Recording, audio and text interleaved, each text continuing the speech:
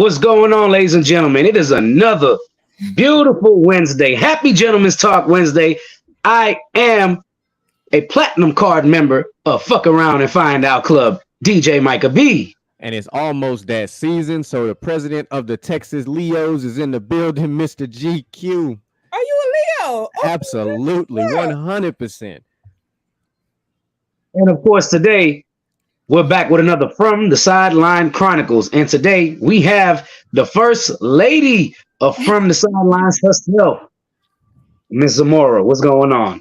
Hey, y'all. Thank y'all for having me on this episode. I appreciate it. Well, you already popped in our episodes a couple of times to promote on Thursday, so let's do this right now. Tomorrow, go ahead and tell them what's going on. Let's get it together real quick. Tomorrow, PVT. We about to get into it. We got a special thing for y'all today. Tomorrow, because this will be the first time we're going to have our co-host Willie is gonna be in the building. You know, my arch enemy. He gonna be through. He's my Skip Bayless to my Shannon. He gonna come through. But the topic for tomorrow, we're talking about this new flop rule, and I am a Go Harden fan, but it's gonna be about LeBron and Harden. So yeah, please tune in. It's gonna be real fun tomorrow. Come through. I fucks with that. Right. I don't know about you. I'm excited about the flop rule personally. Yes. That's just, like I'm hoping that it translates down to soccer eventually because they flop worse than the NBA, but that's neither here nor there. Never going to happen. Look, and it's true. What do you mean it's never gonna happen though? The flop translating to soccer will never happen. That's just part of the game in soccer, bro. I've been playing flopping my whole life. Like soccer flopping is way worse than NBA flopping. Like not even close. Boys be doing damn near whole ass backflips and they get hit type shit. They do. I see the acting on the acting in that is real bad. Like what y'all think? The acting in soccer bad worse or like WWF? Oh no, WWE is A1, man. They that's supposed to be like that. Yeah, that's the point. Yeah, these are professional athletes, playing for something big, playing for, a World Cup or something like that. And they out here acting like little children at the park on Saturday. Oh my God. They going for Oscars in that mug, bro. All right, so let's start from the top. You ready, Xiomara? I am ready. I'm sorry. I'm putting the link so people could see the episode real quick. So there you go. My thing. Yeah. Boom. We like come out, check out Micah and GQ, please. Let them know. I'm excited. I know GQ. We've been excited about this all week because I feel like you are the one person we know the least about. Oh yeah. You think so? Yeah, because we thought it was Boo-Wop, but like me and Boo-Wop particular, we have a lot in common. It was like, oh shit, like me and Boo-Wop like had a whole similar, and me and Troy, a whole similar type of situation. And OG Mel is just OG Mel, like I feel like the Mel conversation would have been interesting though. Like, it is a good conversation. It was definitely that. But with you specifically, like what where you from? Where you reside? What do you do when you're not being that wonderful host of Player versus Team streaming live on Thursdays on the From the Sidelines YouTube channel? Okay. So for me, you know me as Xiomara, you know me as the host of Player versus Team, PVT. Outside of hosting and stuff, I enjoy very much basketball in general. So what you're gonna get from me, I would say I'm an ambivert. So I'm introverted. I'm good by myself, but like you get me in the right environment, I'm gonna turn up. You get me in the right environment, I'm a gel and mess with people. Well, that's actually a term. I knew there was a term for it. Okay. You both, but you gotta have the right setting. At least that's how I think I am. So that's basically what it is. I love fashion. I love basketball. I think that makes it different because I can relate to men and at least talk to them on a different levels a lot of times. So that I like it, and I think I got that from my father. But yeah, it's a lot of that. Fashion, food, going out, shopping, just doing a lot of stuff. And I have like a lot of other things I'm just interested in as far as like either art type stuff or like I would say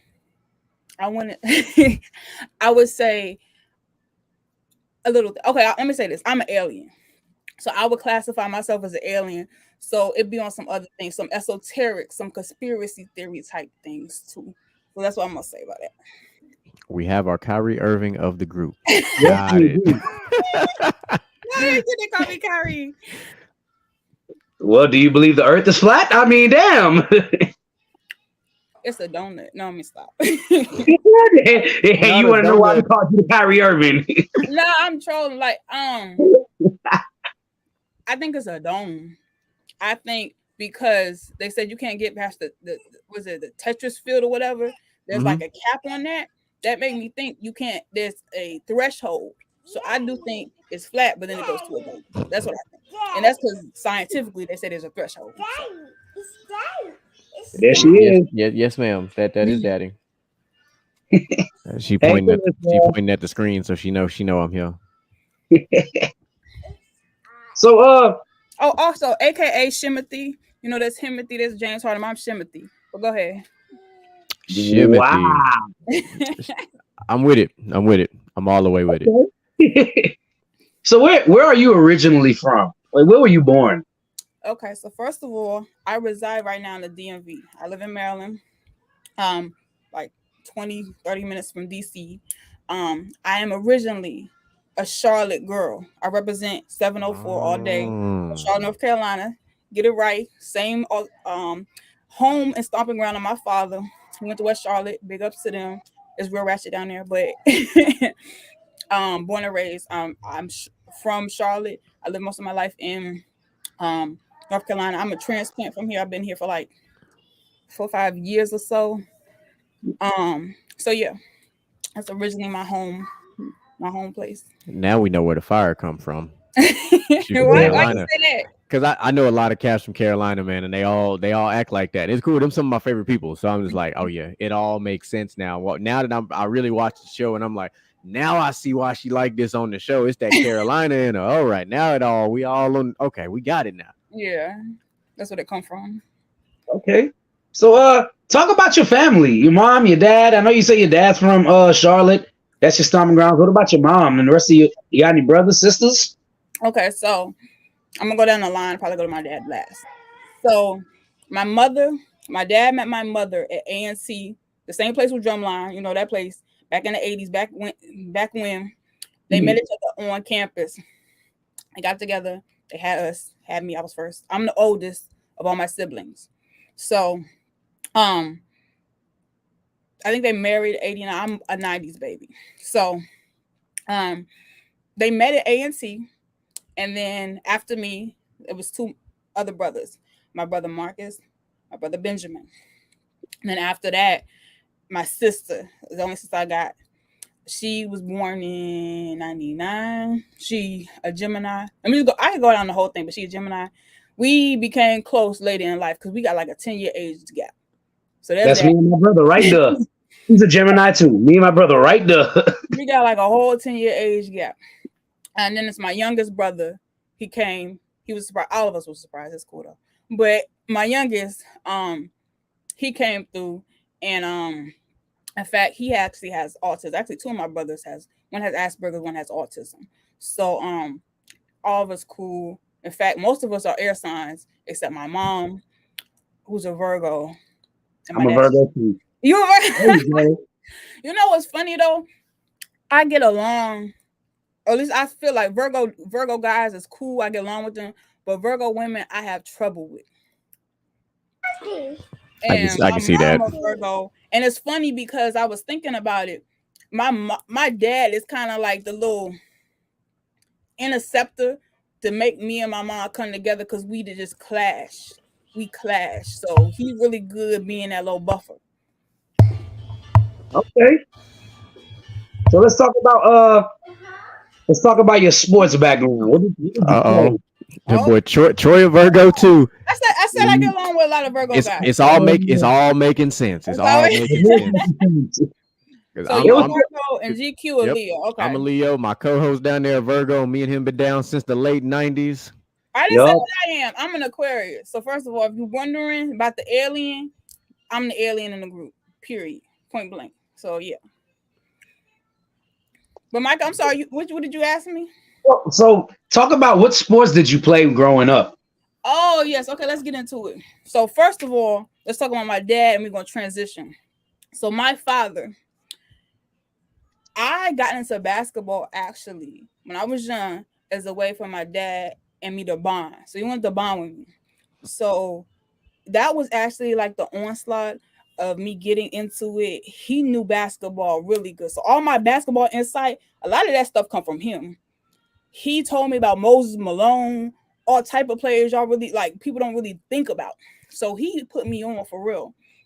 So it was actually like the inception for like us to bond. And it really like it's funny because some like coaches at one point, like, I think you playing for your parents. What? Like, no, I came on this because I bonded with my dad, but I grew a complete love, a complete like fondness for the sport of basketball. To the point, like, remember how Dwayne Wade said he wrote like a love letter to basketball? At one point, I was saying, if I want to die, I'm gonna be buried under the court. So it's that deep. So but for my father, he basically taught me it. I grew up, of course, I was taller than people because my dad's like 6 something. So I always start off as a post player, which segues to my love for Boogie Cousins because at that time, he's like the last true big man of the big man after Shaq, in my opinion. So that grew my love for it because growing up, my dad always brought me up looking at the post players, the big men, all this other stuff, and actually seeing it translated to me having a love for Boogie Cousins because he was it. So yeah, I played up into a certain place. I played college. At one point I played JUCO because back then the rules were different. You can't transition without sitting out a year. So yeah, a lot of it came from my father. So you played JUCO basketball. I'm crying. Sorry, I'm laughing at Troy. Maybe one. Crazy. Troy, Look, come hold through. on, he ain't done yet. Troy, come through. Bye, Troy.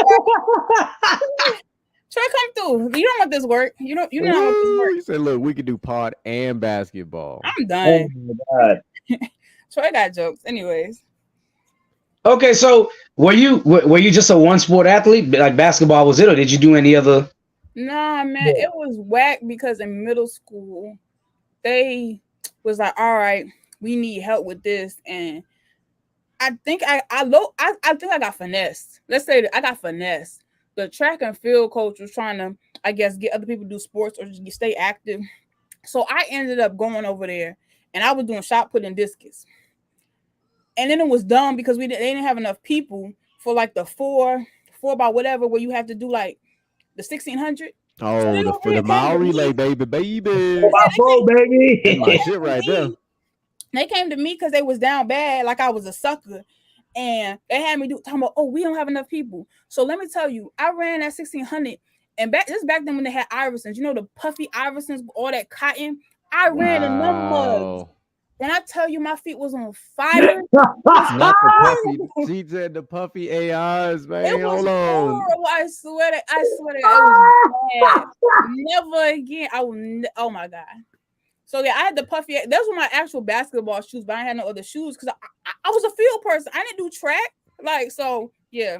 Well, apparently Troy did distance. So that distance Oh stuff man, that's crazy. So she ran track in the AIs, bro. I know you was hurting. It was painful. When I'd have been crying for you. It was and for them AIs that you had to ruin. Play basketball in them mugs. I can only imagine. For real. But when I played basketball, it hurt a little bit, but it wasn't like running a 1600. Like, nah. Yeah. You can only fly on the basketball court. I was fast in them joints. In them joints, I was good. This boy said I pulled my groin muscles and that ended. Dang, that's the down bad situation. But anyways, yeah. All right, so talk to us about what got you into podcasting. I was recruited. So Troy over here trolling me, talking about coming to play Love and Basketball, all that stuff. I got recruited. So, in fact, I think there was one video. It's funny. It was a Harden video that he commented on. And it was that one video he asked me to come through. The video he commented on was a Harden video where like, y'all, I'm about to meet Harden. Watch, come through. And I was outside because they had like a field, vegetables, and all type of wildlife. So I was coming through to the gate because it had rabbits, all the other stuff. And like I said, I'm about to meet Harden. I'm about to meet Harden. I turned the corner, and because one of the animals got out, there was a goat running. And I knew it was a goat because he the goat Harden. So I was like, I met goat. So then Troy came onto the video, was like laughing, like, we would love for you to come through or whatnot. And I was just like, okay, I'm gonna see what's up and whatnot. So I came through a few episodes and then I became regular. So that's how it happened. Wow. She saw a goat running. And then said it was because James I saw Harden. And and rest in peace, that goat died. I went to make a funeral for it, but rest in peace, Harden. I named the goat Harden after the goat. It all makes sense why the whole goat Harden thing. It does. There's a story, and we finally heard the story. That's why the goat Harden pictures. It all makes sense. The goat. This is lightning. It is. I'm just like, it's all happening. I mean, like, this is more enlightening than when I found out why Stephen A. Smith hates the Cowboys. Like, this is very eye-opening. Just so y'all know, the Harden started before me. It really, of course. I had videos before. Okay, so let's dive right into it. 100%. Let's dive right into this thing then. What is it with James Harden and you? Okay, let's get it popping. So one day Harden can't. No, I'm just like. One day I was in stadium and Harden approached. No, I'm just like. No, for real. All right, so. I don't know what happened. It was that same summer. This is so y'all know the Harden story. Okay. So the same summer before last or whatever that Troy had recruited me, I was seeing Harden do some crazy, he was dropping fools. What do you say? Is it the strip club? I was seeing Harden do some just amazing cooking. He was just all in his bag and dropping everyone. Now, granted, this is not Houston Harden. This was still Sixers Harden, not in the fat suit. He was skinny. Don't play with him. He was skinny. But anyways, he was just dropping fools all type of crazy. And I'm a Boogie Cousins fan, but Real recognized Real, and he was doing his thing. So I was just like, bro, I gotta give him his props. He liked that. And other than Kyrie, because I like Kyrie's urban handles too. Something was different about like just the way Harden was cooking foods, I guess. I just like the way he just was moving with the ball. It was just nice. So it won't no obsession. First of all, I don't have no crush on Boogie. Y'all think I have a crush on Boogie. Y'all think I have a crush on Harden. Neither of which is true. I just think they're good players. And I can respect it and I look up to it. So yeah.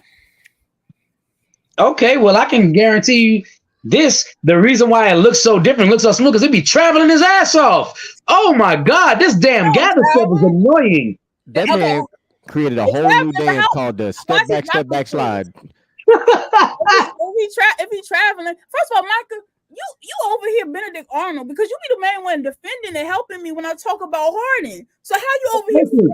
Listen, I will sit there and defend Harden if they sit there and say that he's not one of the top shooting guards ever. That is a lie. It is definitely a lie. Like I have stats to back this up, and can't nobody dispute the fact that Thank you. I had your back. I had your back on the Monday show too. Michael better preach. I know that's right. He better preach. People sit there and say James Harden can't score without free throws. Well, a year he was the scoring leader. He would have been still the scoring leader without the damn free throws. You know what? Whatever, Troy. Anyway, but Michael, I appreciate that. It's electric. I appreciate you must not have watched Basket to Basket, because I was going hard Basket to Basket. I was in the comments supporting. I was like, hold on, like that's one of the few times you're gonna catch me defending Harden. I was like, yeah, you can't lose out the top 10. As much as I'm not the biggest fan, I'm like you said, Real recognize Real. We ain't gonna just let that shit slide like that. I appreciate that. I appreciate that. But what's up? Let's dive into your show a little bit.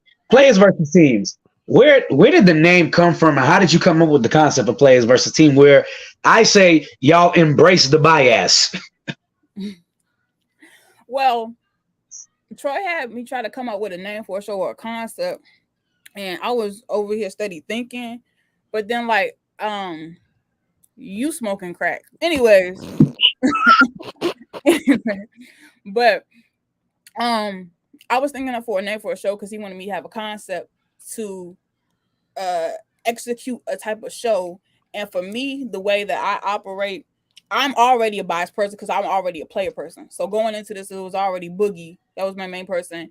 And the way that I was like, how am I going to conduct the show? Because most time we ask questions about current events and this and the third. I kind of wanted to flip it and get more opinionated topics and opinionated feedback from people. So I was just like, all right, I'm biased as hell, but I can't be objective. Let's keep it straight. What kind of incites people to keep the conversation going based off either they a player person or a team person? Because I know I'm a player person. But most time you hear people, they either rep the Cowboys, they rep the Seahawks, they rep the Warriors. So I was just like, how can I play on this? And I was just like, all right, if we're gonna be biased, let's make it either are you over here with your player? Because this also with the bandwagon stuff with LeBron. So I was like, this would be great for that. Because if you a player person and you a bandwagoner, they people call you out. But then also if you a team person, that has a contrast, a conflict. So I was like, that'd be actually a nice concept for people to talk about and to think about when it comes to everybody's a fan of something. So I thought it would actually create some good conversation and dialogue. That's very interesting because I had no idea where you came up with the concept and the name. I didn't think of it like that. What you thought it came from? I didn't know what it came from. Oh. I had no idea where it came from. I just was like, that's kind of an awkward name for a show, but I'm pretty sure there's a meaning behind it that I'll eventually find out. So every episode when I was over here either repping for like a player or somebody else, we was bashing a team because it's basically a hater show. It's a haterade show, but it's for fun. It is. It's a haterade show. But did you think that it was like for the concept of like either bash team or we were just talking about current basketball topics? I thought y'all was just talking about current basketball because y'all talk a lot about current basketball. So no, I try to bring it up so like everybody got either a player to hate on. So Swag, he hate KD. In fact he had a couple players. I don't know what Swag's problem, but he got some beef. But I don't like people try to get on me, but I love Pat Beverly. But I don't like bye you trolling. Bye. I'm not playing with you. you smoking crack. What's that? They should be all over. Troy, get out the bathroom. Get out the bathroom. I be hating on Draymond. I don't like y'all know I don't like Draymond. I be hating on Draymond. He's kind of a WWE superstar. He is. He don't belong in the NBA. No lie. He might have a very good, prosperous career in WWE after. He could. It's possible. I would support that if he got give back the $100 million and go to WWE. I would support that fully. Give that money to Westbrook. I would be happy with that. But I don't like Draymond Green, and I also don't like PG. And y'all know I don't like PG because PG put Lance Stevenson under the bus unjustly, and I didn't forgive him for that since then, and I won't forgive him for that because he's no. I think you're the first PG hater I've ever encountered. Oh, and I won't be the last. Like, Micah, you don't hate him like that. Not the way that she just That's laid it out there. Like she was ready to drive the bus over him, put that bitch in reverse, running back over. He's like a good player. I can't get behind the Paul George thing. I just can't do it. I kind of think he's overrated. I do think Paul. Well, never. I'm not even gonna get in Paul George. I don't want to get in that topic because Troy be like he loved Paul George, so I'm gonna let him have it. He love Paul George or not? He ain't on the show right now. Ain't no defending. This is an interview. The comments. This is strictly an interview. That's why we having this conversation, which is why we enjoy doing this the way that we doing this. So you talk about your players versus teams, but what do you have a team or you just support your players? No. Oh, well, okay. If we're going back for NBA, okay. So when Beast Mode and Richard Sherman was on the Seahawks was my team. Now, funny thing, I want y'all quoted. This is gonna be a soundbite. I think I'm the female Richard Sherman because he intellectual ratchet. I got the smarts and I can get ignorant on you too. So it's the same thing, and it's your soundbite. It's your sound clip. 2452. Stamp it. Here you go. Got you.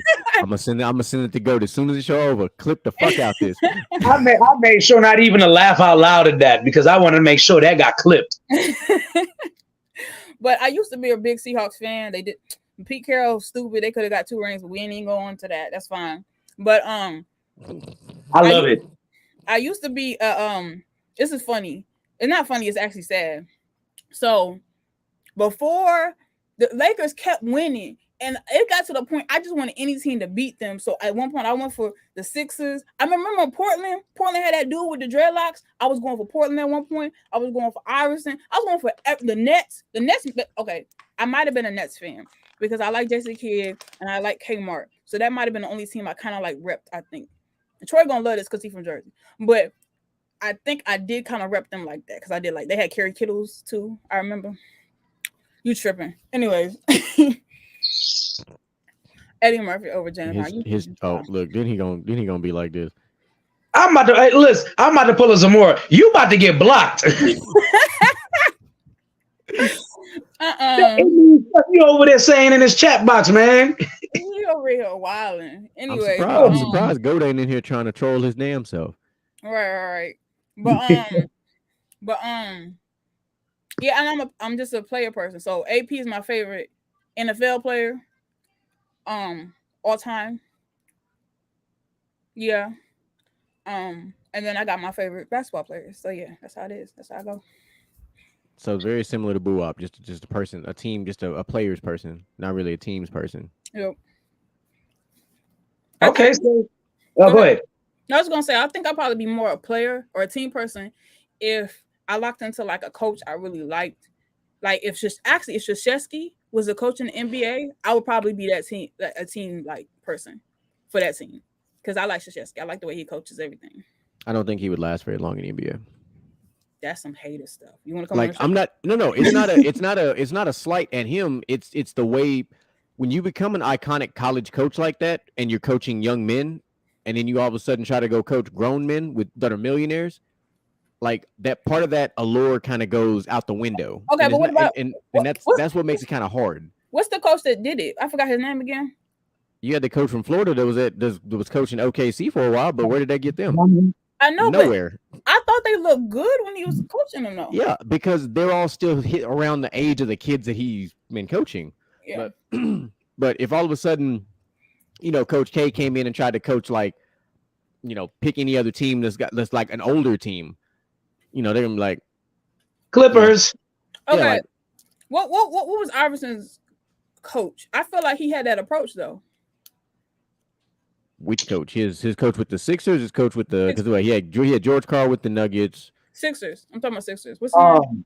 Larry Brown. Larry Brown. Oh, yeah, Larry he Brown. had that approach kind of. He didn't like treat them like grown men, so it became a problem. So, yeah. But anyways, yeah. So you dived into a little bit of football. What got you into football? Because I was not expecting football to come up. I'm a daddy's girl. That's all I can say. I'm very much a daddy's girl.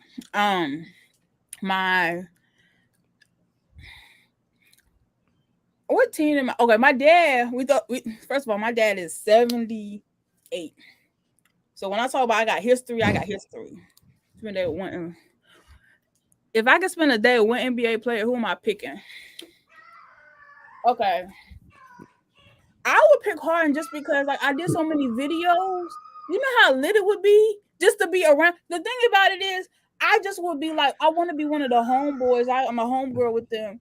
And then I'm hanging out with little baby and I got glasses and I want to wear the weird clothes like them too. So it'd be a cool vibe. Like, it's just hanging out. That'd be a cool ass vibe. That's all I want to do. On, man. When RDC from met LeBron, it's pretty dope. That'd be a cool vibe. Yeah, I want to do that. I can get down with that. Okay, so NFL. So my dad, he's 78 years old. His team was the Oilers. I forgot what was the quarterback for the Oilers. He really liked Warren Moon. Yes, he loved Warren Moon. That's his boy. Hey, Moon.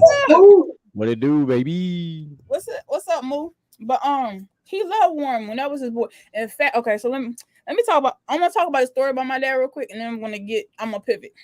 Okay. So, when I played basketball in high school, this one team we couldn't beat. And granted, the team I was with, they weren't the best. It wasn't like a LeBron, Cavs first year situation, Mo Williams, Zagauskas, but I had been on better teams. We had better role players. So we couldn't get past this one team. And I was kind of the leader. but it was just like, bro, I'm not getting enough help. I kept feeling bad because we couldn't get past them. So I was feeling real down on myself. It was a down bad situation. I was all depressed and stuff. My dad came to me, was just like, what you worry about that for? So then he told me the story of the Buffalo Bills, how them boys went to the Super Bowl 4 straight times and lost. And then I was like, dang. He was like, yeah. He said it was consistent, back to back to back. Every year getting your hopes up and getting shut down. So after he told me that, he'd be like, please, you shouldn't be worried about nothing. So I was like, you're right. True. So after he told me about the Buffalo Bills, I learned basically they're the worst team in all of sports because that happened. Or the most down bad team of all the sports. But he got me into football. He got actually my brother into football, and I started watching it as a byproduct. So my next brother-in-law, Marcus, he is funny because the Oilers, they went to the Titans. The one year, I think in 2000 when they lost, and Steve McNair, my brother cried. He gonna be mad I told y'all this. I'm sure a lot of people cried during that game. He cried because it was 1 yard. You can't dive for the end zone and be like a big toenail away from scoring and not get that out. It was 1 yard. My brother cried, and then my mom was mad. Like, I told you not to get him into football because he was down bad. He was sad. So, that was like the first Super Bowl I remember or recall watching. In fact, it's funny. The first NBA game I remember ever recall watching, I was little, like 8, and I had this other cousin. Her name's Vanita or whatever. She was just on. Oh, back in the day, remember QVC used to order all the team stuff before they passed stuff. She was like, "This is Jordan. This was Jordan's last game. This is my first time watching basketball was Jordan's last game." Listen, she's on the phone with QVC. I gotta get the last shirt because this is a shirt that had all the 6 rings on it. It had the whole 6 rings on it. She pressed trying to get that shirt on QVC. I'm watching Karl Malone trying to, get buckets. They still like down by like 6 points or stuff. I'm watching all that transpire. Let me find out Zio was her. But listen. Listen. So I'm watching all that transpire. This is my first time watching basketball. It was Jordan's last game. And I'm watching all this, and my cousin, I asked later on if she would give me that shirt with Jordan. She wouldn't give it to me. But anyways, that was my first time ever watching basketball. I wouldn't have gave it to you either. I'm not gonna lie to you. Anyways, but yeah, that's my first time watching NBA. But we were talking about NFL, right? Mm-hmm. Oh, so okay, this is random. I'm sorry, I'm all over the place. I'm Aquarius, please forgive me. But I have an irrational fear of Dominican Sue. Hell, I got a regular fear of Dominican Sue. I don't know what it is about him, but first of all, let me say this. I am Xiomara. I'm Cleopatra's daughter. I got no fear in my heart. Nothing make me afraid. I'm not scared or nothing. Okay, you packing, whatever. What's up? Like, I'll step to, I don't care. I'm 10 toes, I don't care. I'm good. But Dominican Sue, I have irrational fear of him. Like, if I met him in person, I would be a little bit like, it'd be a janky type situation. And I think it's because he stepped on that man's head and it traumatized me. And to this day, I'm scared. To this day, I'm a little bit scared of him. I don't know why. I don't think that's a man you want to get stepped on by. I know. It's like, you could put what's his name? Matthews with the long hair. You could put anybody. I don't care. You could put Matumbo. Anybody. I'm not scared. I'm like, I'm good. I'm scared of that man though. I don't know why. I just am. I mean, that's a large man. I wouldn't like. I'm shooting in the kneecap. Fuck that. I'm going for the balls, bro. I'm not gonna lie. I'm trying to tell you, if you can't breathe, you can't fight. Oh no. Can't fight a guy like that. I'm not getting my chest caved in, my head kicked. Like none of that shit. Like people be scared of. I ain't scared of Ray Lewis. He can get these hands too. But Dominican Sue, oh no, I'm good. I'm good. I'm not gonna try that.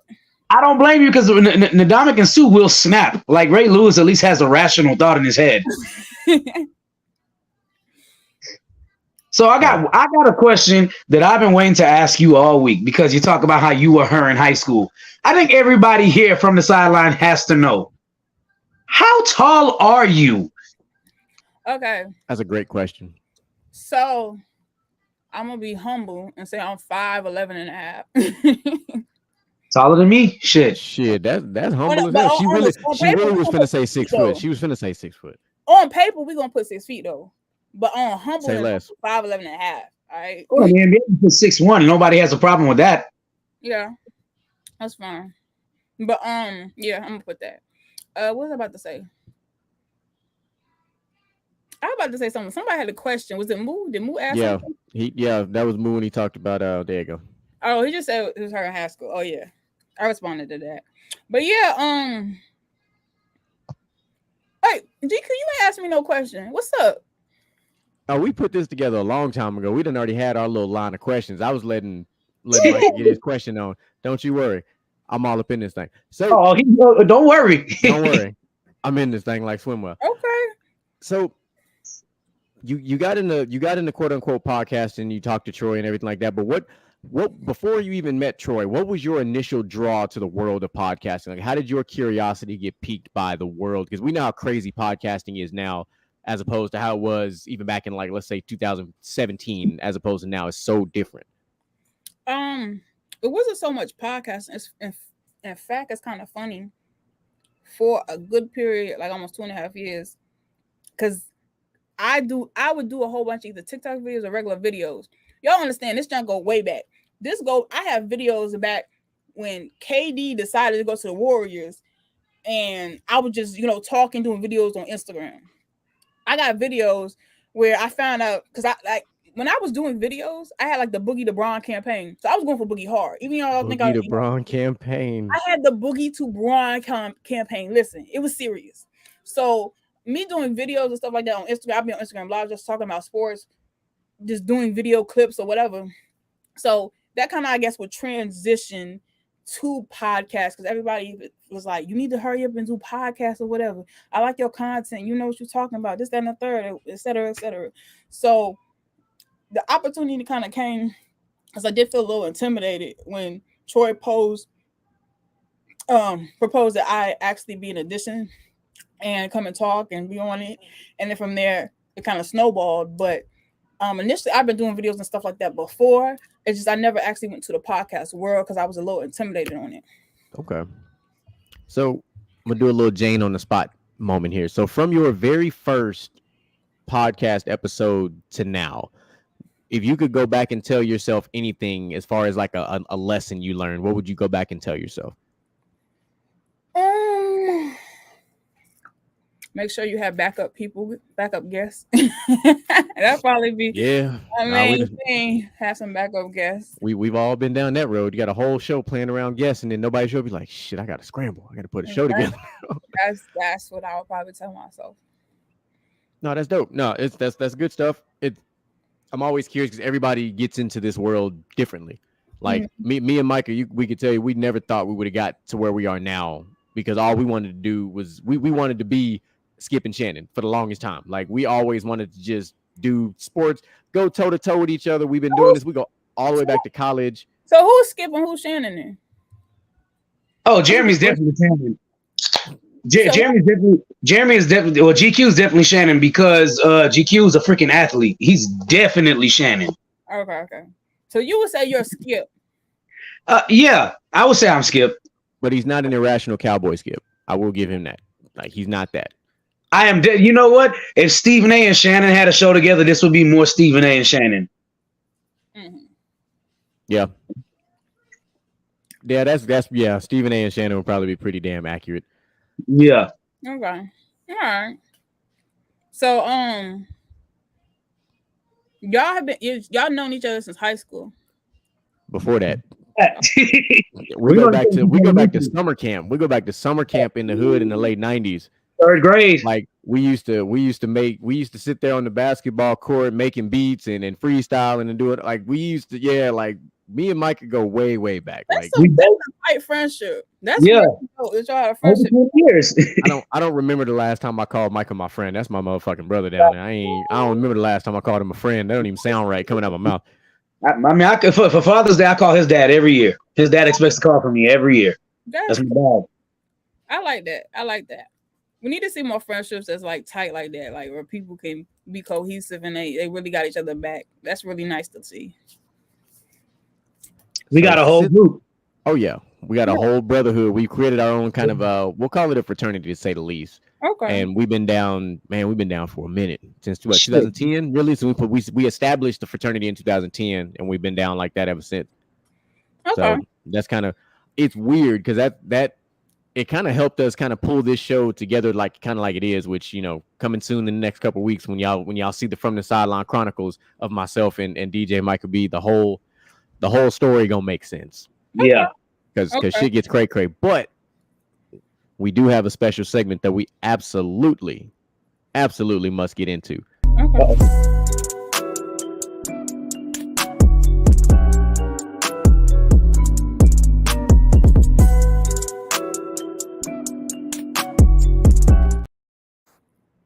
So you see it, you see the real talk. That means we got to go ahead and bring it down some notches. We had our fun all day, but now we want to get just a tad serious, just a tad. And it, you know, so this is like an iconic moment for the show. And I simply say that because, one, you're the first female guest we've had on the show, so it's like an iconic thing. It's an important thing. So we got to make sure we don't forget this. So this has been going on in the news for a while now, and since we have a female on here, we get to get the perspective and make it all make sense. So what is your thoughts and opinions on the whole situation with Usher and Keke Palmer and her boyfriend and all this stuff? Hold on 1 second. Let me come back. Shout out to Let me come back. Hold up. You know, while I was in here waiting, of course, I want to give a shout out to Kalissa, my girl. We had a blast at the party this past weekend. It was great. So, we did. That really don't think that me and GQ be kicking it. We be kicking it, bro. I was by his house. Boy, the toddler party was A1. I had a house full of kids. It looked like the Houston Zoo in this motherfucker. Hey, we can cuss on here? Oh, this show ain't made for kids. That's the way I designed it. The expectation is for you to be you. Yeah. When I set my shows up, it literally on YouTube says video not for kids. So if the kids listening, they gonna learn something. You must have it must have went over your head earlier when I said a platinum card member of the Fuck Around and Find Out membership, man. Come on. I said, listen. No, but you the baby mama still though. You like you will. We wear lots of personas. So wait. So we talking about Usher. So you. The whole situation, like just like the boyfriend, her and Usher. Yeah. So you would have took Keke because you the baby mama still though. You would have scooped up her right with. Facts. If I wouldn't have got her first. And I sing like Usher too, so don't get it twisted now. Look. First of all, no. I don't give a damn she got a boyfriend. What they got to do with me? No. I do not have a boyfriend. Nobody has claimed me officially. Speak on it. But what was I about to say? Okay, so Usher and Keke. So we're gonna get into this red pill argument. It's gonna be funny because I'm objective, but I try to be fair. So I want you to be unfiltered about this whole thing. Unapologetically unfiltered at that. I'm gonna be unapologetically filtered, but I'm gonna be fair. So First of all, I found nothing wrong with the initial outfit from what I saw from the front, because just like a slip and it was whatever. Then I turned and she had the ass out, and I didn't realize the ass was out. Now, for me personally, if I just gave birth to a baby, because the way my aura and my energy is, I like to come across very classy and very elegant. I would not have, after my baby, I don't know how many months, come out with the ass cheeks out. That's just me personally. Now, granted, I think she did it because she got this new body. Keke used to be kind of twiggy, like real skinny. So she feeling herself like, hold up, I got curves. She's trying to floss that body off. And I'm not mad at her for it, because at the end of the day, with women, and I'm getting to the red pill argument, our value is kind of seen in the 2D lens. We're valued for our youth and our beauty. So you looking like you haggard and old, y'all saw like Vanessa Williams, people talking trash how she look now. We're valued for how youthful we look, period. Even the men say, you shouldn't do this and a third, but y'all want younger women, period. Now, granted, if you don't got a guy has a claim on you, a guy has put, granted he is the baby father, but that's still your boyfriend. I did find it inappropriate. You're gonna be hugged up on the man. Like you ain't have to hug him, and you didn't have to have your ass cheeks, but you could have to fit, but you didn't have to hug up on him. So that's just my thing. I wouldn't have done it. Period. I wouldn't have done it. But go ahead. No, I get you. And I probably looked at 4 or 5 different forums, and I was like, there were people that was just destroying this man, and then and it was a lot of the sisters. It was a lot of the sisters, kind of on a similar thought process to what you said. But the thing that kept coming up over and over again, which blew my fucking mind, was, oh, but he ain't wiped her up, all this, that, and the other. I'm like, okay, but they got a baby together. Okay, but no, listen. No, granted, I got that thinking. I agree and don't agree with it. Now, the list of why. I don't agree with it because it's just like you have made an agreement to be like, we're in a relationship. So we're going to have certain boundaries and certain respect, because I feel like I'm a person. People separate love and respect. I do not. They have to be one and the same. If you do not respect me, you do not love me, period. So that's me. But I think on the other end of it, because, and I think men started this might be a little biased.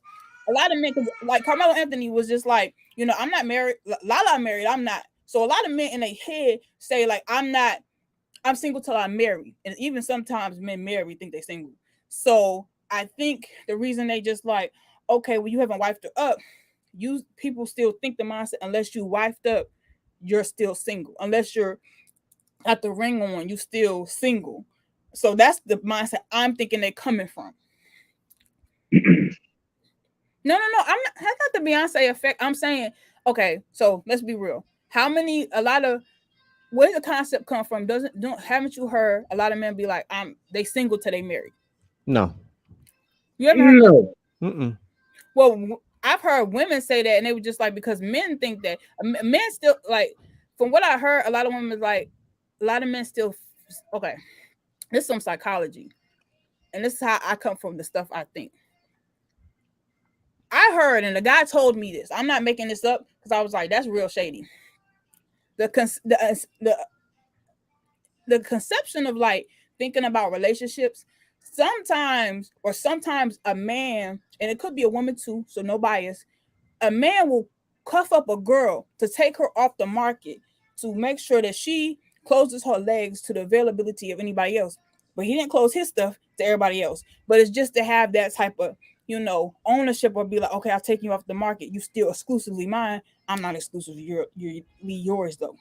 That type of mindset. So I'm not bashing nobody. I'm just saying a dude told me sometimes do this, or that's the mindset, the psychology behind stuff. So sometimes even a relationship, you think it's so sweet. He cuffed you so you wouldn't be out here. He cuffed you, but he didn't shut himself down. That is that's what we like to call the mindset of an insecure man. Yeah.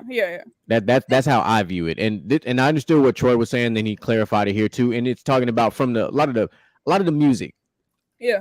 And what is weird. It's actually great that we kind of have these couple of pivots going on with this conversation, because I've talked about this. Mikey, you and I have talked about this on numerous occasions. A lot of the music that the Queen Bee has come out with has now come back to bite a lot of women in the ass. That's why a lot of women are now still single, because they wanted to be independent. They wanted to be this, that, and the third, but you wanted to be independent and have your own, but then you still wanted to be spoiled. And you don't get it both ways. It doesn't work that way in this world. If you're independent, you can do for your own, and that's cool. But if you're in a relationship, you are now in a partnership. Because I view, in my world of relationships, I want a teammate. I don't want to you this, I'm that. Like, I don't want to. There's no levels to this. Like, we're teammates. We in this together. We in this fight. It's what we do. And if we put rings on it, that's us. We are the franchise. So I understand the fact that people want to be team, but I don't think that's one reason why contribute to this singlehood for a lot of these women being stupid. But I think it's also a bigger encompassing overlapping issues. So like, a lot of our grandmothers or mothers taught us, all right, listen, don't do this because we ended up down bad. So like for grandmothers or whatever, they was just like, a lot of times, maybe in the 50s or 60s, because a woman couldn't either work or have certain type of freedoms, they like, make sure you have your own money, because sometimes a man, not all men, but some men would overextend and irresponsibly abuse their power of the money and the stuff they were able to provide to basically um withhold a woman from doing things. So because of that, they were just like, well, make sure you have your own money because you don't want to be put in a situation where like, what man says, I have this house, this, do you under my thing, so you have to do this, that, and the third, and a woman ends up being like restrained. So I've heard that theory from some grandmothers. I've also heard the theory like a lot of guys don't like this OnlyFans type stuff or the whatever. Now, from the grandmothers and stuff, I've heard also they just like, ladies, enjoy your body, because I didn't realize this later, but our value, like I said, comes from our beauty and our youth. So yes, take pictures. I'm not saying do OnlyFans. I did not tell y'all to sell your cat. I'm not saying none of that. What I said is, women, enjoy your bodies because you only get one, and it's not even for everyone else. It's for your own self to enjoy because you won't have this forever. And a lot of those women, I think, the church going evangelical women were a lot of times going according to, I don't even want to say patriarchy and keep it feminist, but according to whatever viewpoints to withhold their body or whatever, and they didn't get to enjoy it. It was for everyone else. You know what I'm saying? That's what my mindset. Yeah. So you have to look at it. So, and they weren't wrong. They were not wrong in what they said, but what was going on with them in the that was the 40s, 50s, 60s, 70s was not the same as what's going on in 2023, because in 2023 the tables have turned where men are set up to fail when it's all said and done, because we will get married, and if we get divorced, the woman gets majority of it no matter what the situation is. And it's not, it's never really been. That's why people get, when people sign, when these celebrities get married and they sign like these prenups and stuff, I'm not mad at them for that. I wasn't mad at Dr. Dre for doing that, because Dr. Dre, before he got married, already had damn near billions before before him and his wife got together. And why would I, if I've come into a relationship with somebody after I've worked and built this thing from the ground up, that man came from the hood and built it up from nothing to the empire that it was. Why would I want somebody who did not contribute to that to take any percentage of that? I'm not trying to be selfish about it. I have no problem, because I'm not just going to leave you and let you just be asked out. I ain't going to do you like that. But I'm not going to sit there and let you take half, because you ain't nowhere near the amount of blood, sweat, and tears into it. No, I agree with you. But I also think, like, when I think of these situations, okay, so y'all saw Snowfall, right? Oh, yeah. Hit that. First of all, the baby mama, they was wrong because they saying she looked like Urkel, but we're not gonna go there. That baby mama did him so wrong, because it's like, you took all of that, even after he was down bad, you could have left him something. There's women that's like that, but at the same time, in my head, the same argument men say you have to be held accountable because you chose that woman. I think obviously with women, you gotta be accountable. You chose to lay with this man. You chose for him to shoot the club up on you. A man should have the same accountability, because that's what happened. He shoot the club up and you down. Right. But no, you're right. A man should have the same accountability, because talk that shit. Because in my head, I'm not men. Y'all not dumb. I think y'all do get controlled by lust sometimes, but y'all not dumb. You know, some of these hoes. I don't understand how y'all cannot think like, this heifer does not have not even not good intention, but she here either for money or you don't love me for me. But I think some men just want the woman that's either the trophy piece, even though she knows that, okay, she's not really down for me 10 toes. Because there's no way that all these men keep getting these women, and then they either come or leave for the money, and you know that they really didn't love you for the right intentions. Other than you wanted a trophy piece to impress your friends. Because there's no way, in my head, there's no way you didn't know, or no way that you didn't suspect that. Yeah, I don't agree with that all the way, but I understand where you're coming from. Well, and what he's saying, and is what a lot of us see, is that that's like a accountability is like a woman's kryptonite. Because when we try to do that, a lot of times it becomes a nuclear situation. Because there is a time and a place where like women are wrong, but they don't want to. I don't agree with that, because if you can't, well, I would say for narcissists, men or women, for narcissists, if you can't apologize or admit you're wrong, that already tells me all I need to know. If you can't take any credit for saying you're wrong, that you tell me all I need to know. Period. So, I do. Okay, a lot of men say like the world will end if a woman admits she's wrong. I don't think that's true, because shit, I damn well do. I ain't gonna lie to you. I can still count on one hand. Like it's just it doesn't happen very often. Like they would much rather hang on to something that happened 6 months ago, and then when y'all get into that fight, bring that from 6 months ago to the fold and throw that back in your face instead of actually Oh, you in the talking about moment. so you talking about okay, I got what you're saying. Yeah, So yeah, like if not an not argument not in happens, not in totality. In the midst of a of a relationship type of situation. okay, I get what you're saying. So like if you bring up an issue and you like, well, you did this wrong, the woman don't be like, well, I've heard it be like the woman like, well, shit, all the shit you done did, and you're not Exactly. addressing the That's issue. You exactly pushing what happens. past it. Yeah, like there's Pushing we past supposed it. to be moving forward, but you still dragging things in the back. Yeah, Or you end up with the you end up with a partner that, and this can be the man or the woman in this case, that never let go of the last relationship or the relationship before that. And you're oh making the new partner pay for the mistakes of the old partner. And that's the wrong answer. From my own personal experience, I've dealt with that. I was with a woman that was making me pay for the mistakes of other men. And yeah, I didn't do anything wrong. I actually felt like I did everything right for a while. God. Micah knows which woman I'm talking about. Those who have watched Gentleman's Talk and listened to it know exactly who I'm talking about, because I essentially, to quote Game of Thrones, if you will, I bent the knee. You know what I'm saying? Like I put my loyalty on deck, did everything the right way, and it was like I could never do anything right, no matter what. The smallest little thing I would do wrong would get taken and blown up to a level that just made no sense. And it took me far too long to realize that I was fucked up. yeah. That I should have got at it a long time ago, but I didn't. No, and that's understandable because you just can't hold people. You can't have people pay the penalty for other people's mistakes. That's just not. You can't do that. Now, granted, you're supposed to learn from your mistakes, which people don't. People We don't do do know that. that. You're People supposed to, don't do that. we were dating, not in a relationship, because her and her ex lived together. What? Oh, hell no.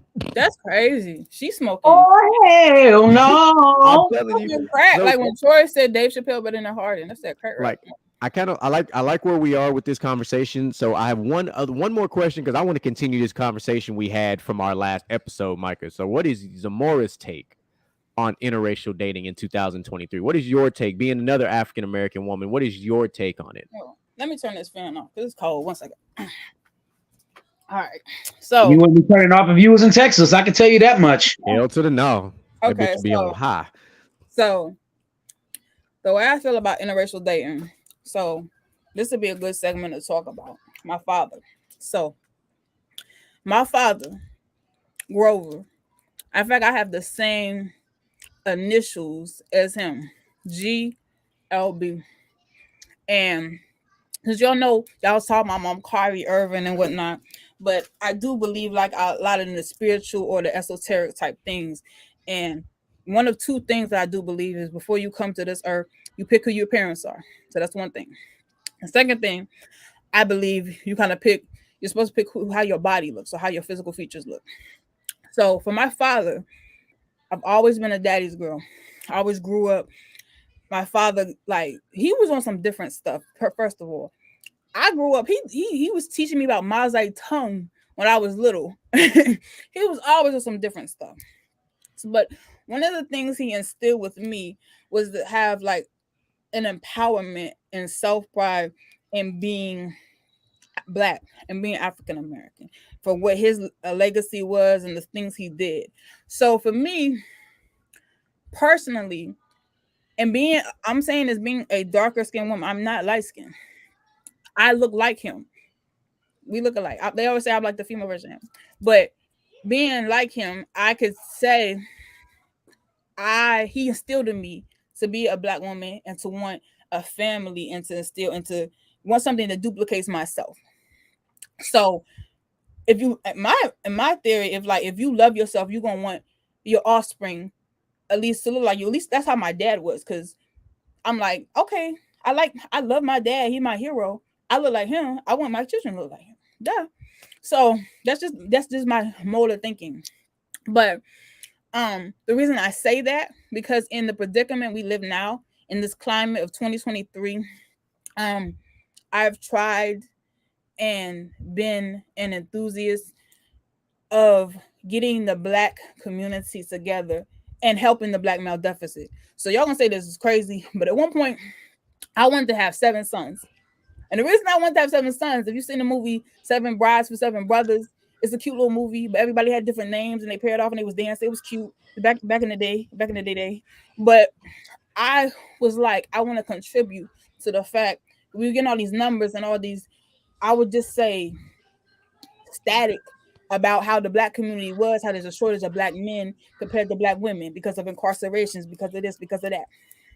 And because of that, I was like, okay, I want to help the problem. And in helping the problem and doing something, I started to see a lot of resistance, there's a lot of problems within our own community of how we are having that disconnect, like you saying with the Keke Palmer situation, whatever, how it's a lot of black women put against black men, how it's older against younger. All the Willie Lynch stuff they said is coming to fruition. So older against younger, brother against all that, all of it in fruition. So I'm saying that to say in 2023, in being a darker skinned woman, in having experiences and having trials where I have seen and been in the midst of where I've either been discriminated against my own and not seen worthy or beautiful. And I say it for men too, so don't get it twisted. A lot of these black brothers, black men, they either go to other races, they was either nerds or this, that, and the third, and they get no love from black women. So I don't be mad at them. I be like, you know what? That don't make no sense because Somebody's making sense on this podcast. Hey, did I not say that shit last episode? That was exactly what we talked no, about. I can say it because at the same time, like we don't include ourselves. We exclude ourselves, and that's the problem. I'm a dark skinned black woman, and I've seen it since I was younger. I've done dangerous stuff, and I hope a black woman sees this. Where it's just like I make sure I not stay in this. I wore 3 layers of clothes outside to sweat so I would not get darker. Some dumb stuff just for the sake of skin color. Like it's dumb. So when I say that we have, sometimes we are our own worst enemies. We exclude ourselves to our detriment. Where we won't include either nerdy, eccentric, artistic, dark skin, all type of stuff. It's just stupid. I'm not going to hold nobody back for going where you're not tolerated but appreciated. And that's what I'm going to say on that. But the reason I'm saying it is because I believe everybody does deserve love. You should not be either struggling or even feeling bad. Only thing I do have against it is if like a black woman is bashing like, you know, a black man for being like, oh, he did this and third, or like a black man is bashing a black woman talking about not be like all type of stuff. Because at the end of the day, if you love yourself, excuse me, it makes sense. You can still see beauty in something that looks like you, and that's where I come from. If you can still see beauty in something that looks like you, whatever. I love myself, so I want my offspring or whatever I'm trying to create to look like me, period. But I'm not going to sit up here and lie and act like you can't be your own worst enemy in your community when you over here bashing, excluding your own, and making it a toxic environment where people don't feel like they can even be a part of your community. That's a problem. So, yeah. So y'all heard the exact same thing that me and DJ Micah B been saying for a long time. So I'm gonna put a quote on it for you, because and I kind of want your thoughts on this, because we have said this. We have said that we have the only race and culture that is self-destructive and self-sabotaging, because we won't support our own when they try to come up, and if they do something that we don't like, we tend to just absolutely destroy them. Instead of educating, we just destroy, we just bury them. We make sure that they have no, it's like we don't believe in second chances in our culture for some reason that doesn't make a lot of sense. And it doesn't matter what it is. It's just when you look at, with you being a female, right? You see, you see a black owned business owner trying to come up in the apparel world, and you see the prices, and a lot of people, the average one, like, man, why your stuff so high? But you walk into Michael Kors and you don't think nothing of it. And that's owned by a non-African American man or woman. Like, you walk into, to the Louis store, you get all this stuff like that. None of that stuff is black owned. But when somebody from, our culture is trying to do something similar, why do we tend to destroy them so quickly? Because they're not giving us the discount. I think like sometimes our own people apply the same mathematics for us to reach the threshold of being successful. And that's wrong because just like, okay, most of society be like, okay, you got to prove yourself 10 times over, whereas another culture might not have to prove themselves 10 times over. So our culture expects the same, which is not good either, because it's just like, why would you expect the same when you're trying to get progress? Like, why would you tax and toll more and you in the same predicament? You know what I'm saying? That don't make sense. Yeah. But That's what I'm talking about. That's why we do this real talk. See, we just had this fantastic dialogue. It didn't get heated. It's just a conversation. It's what we do in the lounge. What we do in the lounge is we peel back the curtain, we sit back, we relax, and we have a good old time, which is exactly what we did today. We got to peel the curtain back and learn more about the first lady from the sidelines. So now, when y'all watch player versus team, y'all understand where all the mannerisms and all the nuances come from. It's because she a Carolina girl at heart. Now you understand what it is. So now when you start seeing her fly off at the handle, you know why. Make sure you understand that. Oh, y'all hear that toddler in the background. You already know what that is. Let's do some. I know we just got a real talk and it was kind of heavy. Let's do this on a lighter note. Here's what I want to know about you. You had a long day of work. It was hard. It was stressful. You come home and you want to listen to music. Who is your go-to person? I got a eclectic palette when it comes to music. Hold on, let me bring my phone out. Oh, electric palette in the building. Who I could listen to like any song, like Brent Faiyaz, like for almost all his stuff. I can listen to everything because he brings back like the 90s R&B. So Brent, period, like it's just on deck. Who I got in my playlist? Who I recently played? Let's see. I like Red Hot. Like y'all don't understand, I like rock music a little bit, so I like Red Hot Chili Peppers. I like. Oh, we don't know. Trust me. Well, yeah, trust me. You talking to two people who know very, very well. Listen. You understand over here. I love the Deftones. Listen, stop playing. I love the Deftones. I love Red Hot Chili Peppers. I love Deftones. Sonder, that's still Brent. Who else I got on here? A little bit of Bryson. People talking about Bryson better than Brent. You capping, lies. No, stop. Who else? I like what's his name? A Yellow Car. I got like a whole bunch of stuff. I used to like John Mayer. Favorite music is rock. Fucks with John Mayer. It's not my favorite joint, but it's just like I probably listen to R&B before rock, but I have a whole bunch of rock type stuff up in my catalog. So when it comes to your eclectic palette, I ask this question to lots of different people because it's always just a cool thing. So like with all the music you listen to, if we just pick, like you walk into a room and a theme song would play for you, what would be your go-to theme song? What would be the song that describes you?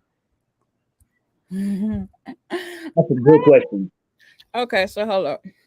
I think the song for my life is Semi-Charmed Life.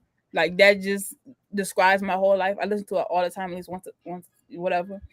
I love Ocean Avenue by Yellow Car. I listen to that all the time, whatever. That describes my life though.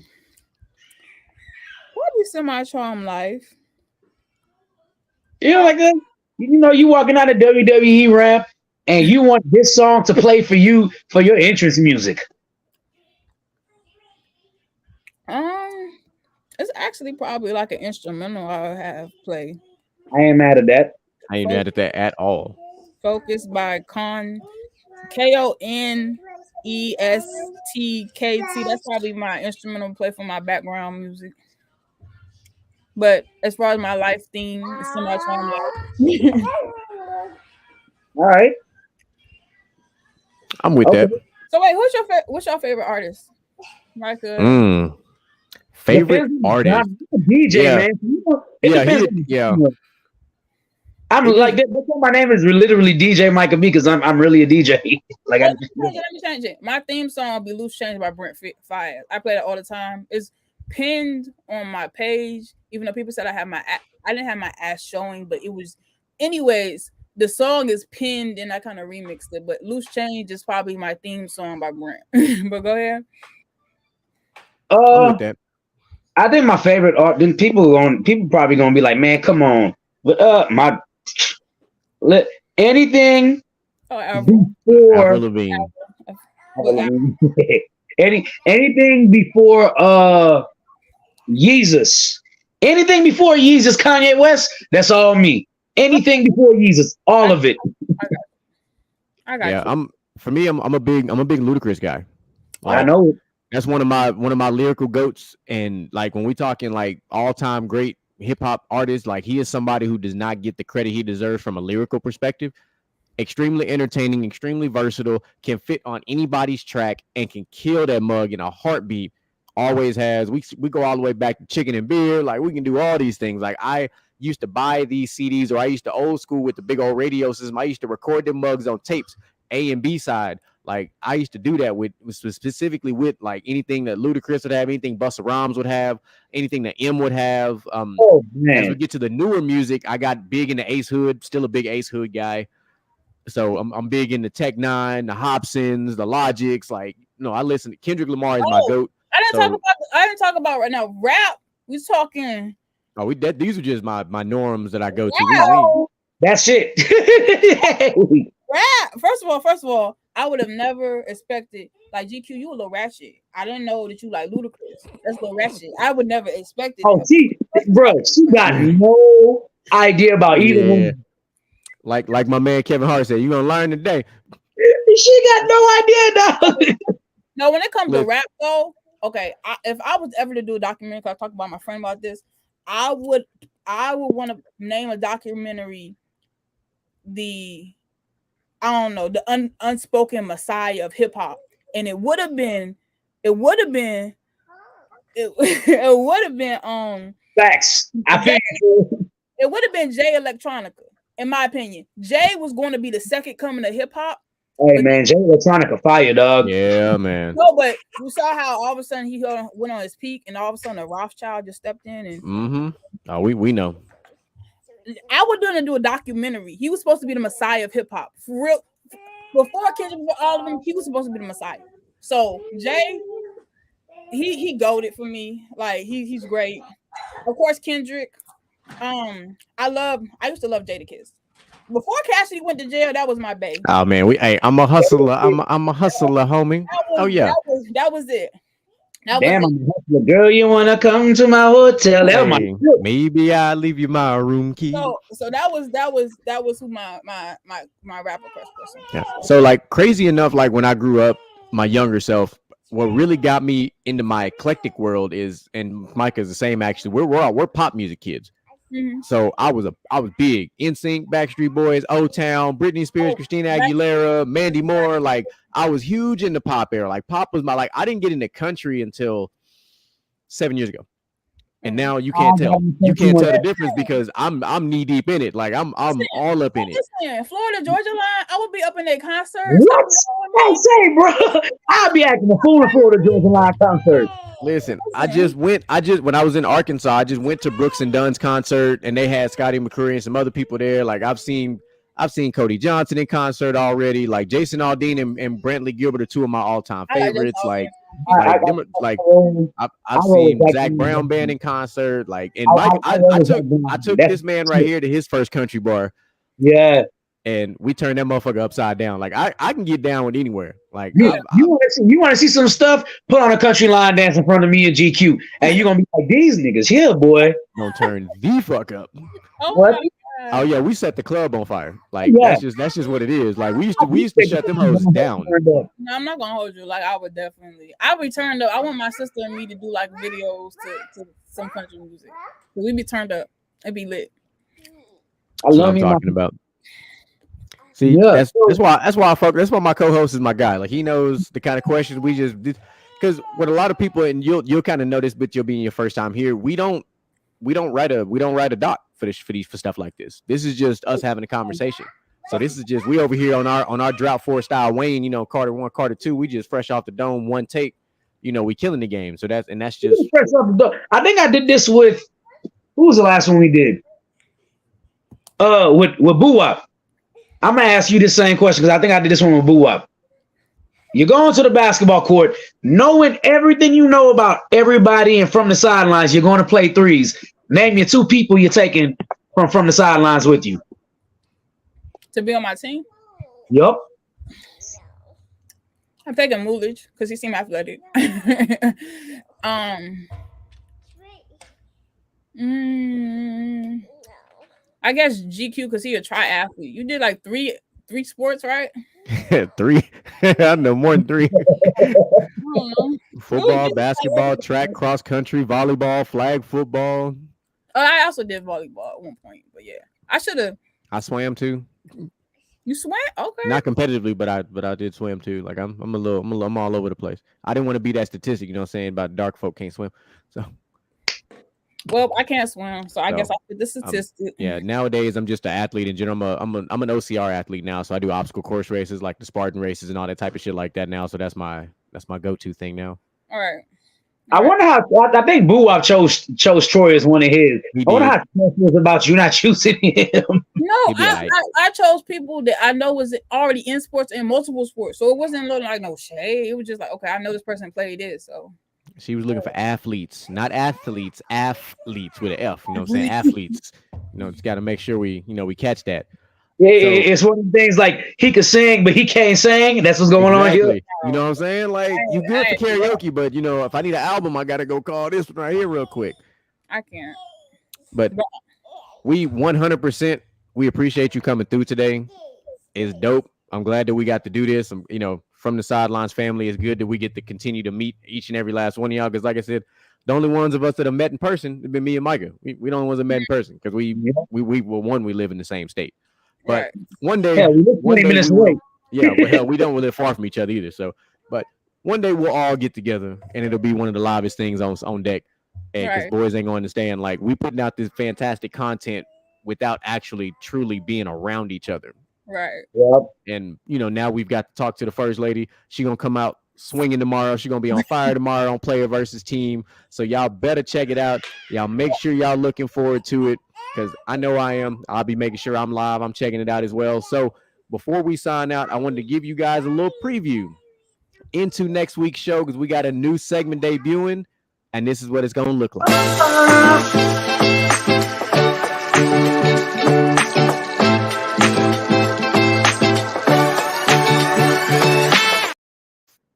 Not going to tell you what the round of 32 is, but that's your preview into what we got coming next week on Gentlemen's Talk, because we are the one show that does not tailor itself around sports. We are the talk show. We got the two hostesses with the mostesses, and that's how we get down. Any last words from you, Miss Xiomara? Before we wrap it up, though, I gotta know which players do y'all hate on though? Which y'all player haters? What players y'all hate on? I don't know the basketball or football. What you want to know? Period. I don't necessarily have a play I hate on. I have two teams that I absolutely despise in the game of football. Yeah. Yes, he hates the Cowboys and the Saints. That will be the Cowboys, and I don't hate nobody more than who that nation themselves, them goddamn Saints. Hate them. Okay. Yeah, I despise. My mom is a diehard Cowboys fan, but I do not like Cowboys. I just don't. I don't actually have a player that I like. I don't hate. I'm not a hate person. Yeah. I'm bothered by you go. James Harden is your GOAT. James Harden is one of the most frustrating players for me to watch. And I don't mean this in like a disrespectful. He is somebody who should have already won a championship, but he can't see past himself. He is selfishly, just like Carmelo Anthony, they are sabotaging themselves from winning a title because they're so about them. They're very self-centered, not self-centered, wrong choice of words. Because Harden could have already won a title, and now he's trying to leave Philly, and I'm like, bro, you can't keep hopping teams and think you can't build any consistency. If he's leaving Philly, I don't think it's to build. I think it's for other reasons. If he's trying, I don't think if he tries to go to Houston, I don't think he's trying to build unless like they get like Damian Lillard. If I'm Houston, I wouldn't bring James Harden back. I have a great young team that in a couple years is going to be ready to ball. Truly ready to ball. Let's not act like we don't know why he wants to come back to Houston. Let's address the elephant in the room. We live here. We know why he wants to be here. We live in this motherfucker. We know. We've been to a lot of the same places he's been. Let me just defend the drip Harden himself real quick. Let me just say, it's not all about the big booty bitches that he's trying to go back to Houston. It's because It's just the ambiance, and he's loved there. Kind of like the same love that Derrick Rose gets when he goes to Chicago.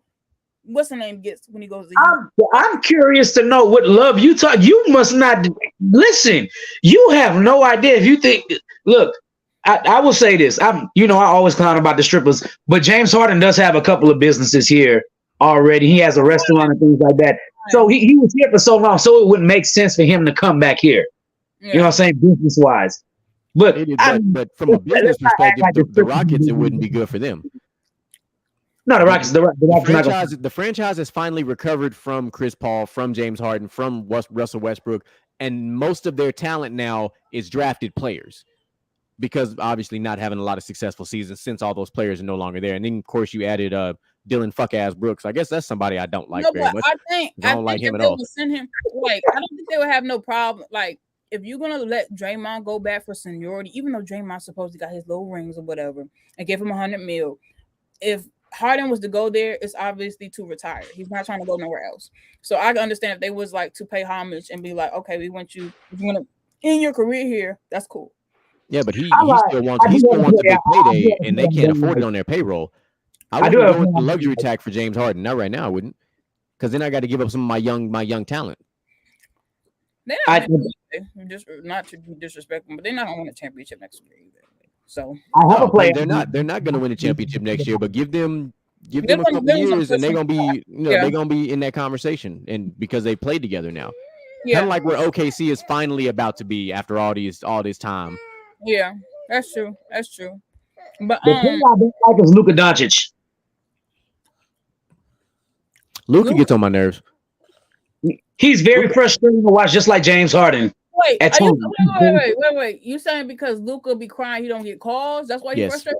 So, but don't compare him to Harden, though, because Harden is a better actor, first of all. I'll give you that. He's a better actor. Because Luka don't be acting. I never thought I would see the day. I never thought I would see the day a James Harden fan say he's a better actor. Oh, we have turned the page, bro. Oh no, I think Marcus Smart still got the crown, but that's just me. Oh yeah, he really do. He be doing. Marcus Smart is the king of acting in the NBA. LeBron is the GOAT when it comes to acting.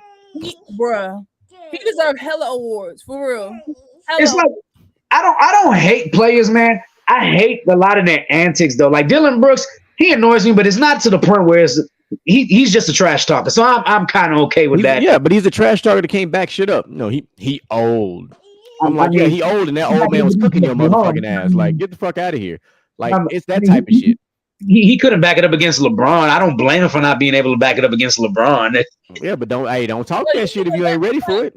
You know what's pissed me off? They pushed Lance. In fact, I'm gonna go back to Lance. They pushed that man out the league. Lance didn't say shit to LeBron. All he did was blow in that man. Hey, you're right. He did. Now he's not in the league. That's some bullshit. I'm sorry, that's some bullshit. Listen, if a grown ass man blow in my ear on the basketball court, I'm punching him in his fucking mouth. 19, that's some bullshit. Why is Lance Stevenson not in the league? All he did was blow in that man's ear. Didn't he? He played with the Lakers though too, didn't he? Oh, didn't he play? He played with the Lakers too. He had a stint with the Lakers. Then he got pushed out, and you know why? Because of Paul trash ass George. It's his mother fault. And for till this day, I'm still be mad. I see that. Look, talk your shit. I ain't even mad at you. I'm with that. DJ Michael B, you got any final closeout words for us today? The last NBA player I hated was Roy Hibbert, because Roy Hibbert had that great ass series the first year and turned into the next version of Kwame Brown the next year. Oh my God. Kwame. I feel like I think PG more at fault than he is in that series, because they just collectively, it was not it. It was just. Now, seriously though, make sure I tune in to Play versus Team tomorrow. Y'all make sure and tune in for that. If y'all haven't been watching, man, y'all slipping, and I'm telling you right now, you don't know what you're missing. Check out Xiomara and Willie tomorrow. They gonna turn up like it's no tomorrow, because that's what you do on Thursday. It's not just ladies' night at the club. It's also turn up on Player versus Team. So make sure y'all check that out. And that, ladies and gentlemen, will conclude our show. Thank you.